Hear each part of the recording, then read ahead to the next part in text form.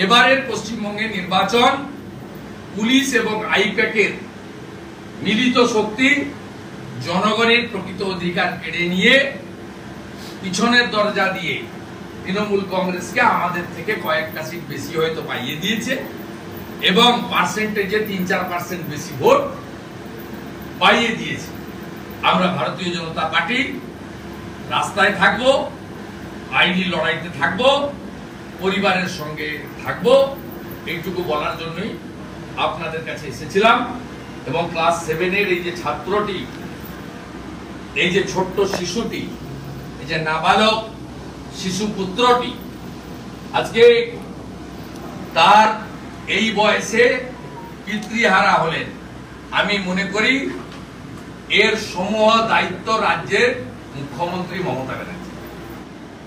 পশ্চিমবঙ্গ যে রসাতলের একদম শেষ খাদের কিনারায় চলে গেছে, শেষ হয়ে গেছে, ধ্বংস হয়ে গেছে, এই বাচ্চাটির মুখ তার আরেকটি প্রকৃষ্ট উদাহরণ।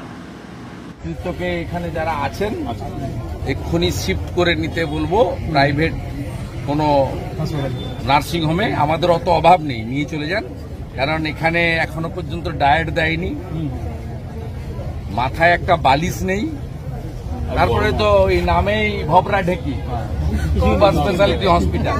মমতা ব্যানার্জির এই জানলা আছে তো কাঁচ নাই, কাঁচ আছে তো জানলা নেই। তাকিয়ে দেখুন, এসব জায়গায় থাকলে সুস্থ লোকও মারা যাবে। গতকাল আপনার প্যাচে পড়েছে, আজকে কলকাতা হাইকোর্ট বলেছে যে তৃণমূল এবং ভাইপো কেন বসেছিল 144 ধারা ভেঙে তার রিপোর্ট দিতে। এবারে বিনীত গোয়েল রিপোর্ট দিক, একই সাথে বিকল্প জায়গার জন্য আপনাদেরকে চাকরি বাঁচাবে না রাজধর্ম পালন করবে, দেখুক এবারে বুঝুক।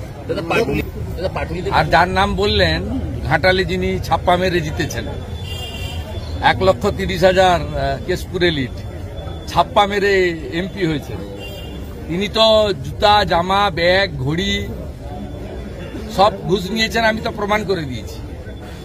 আমি তো 23 তারিখে, গত মাসের 23 তারিখে সোশ্যাল মিডিয়ায় প্রকাশ করে দিয়েছি যে উনি কি কি নিকৃষ্ট মানের ঘড়ি নিয়েছেন, আইফোন নিয়েছেন বলে দিয়েছি। তারপরে ছাপ্পা মেরেছেন, ছাপ্পা মেরে জিতেছেন। এবং হিরণ চ্যাটার্জি কেস করছে, কেশপুরের ওই ওয়েব ক্যামেরাগুলো ফরেন্সিক ল্যাবে গেলে বোঝা যাবে উনি কিভাবে জিতেছেন।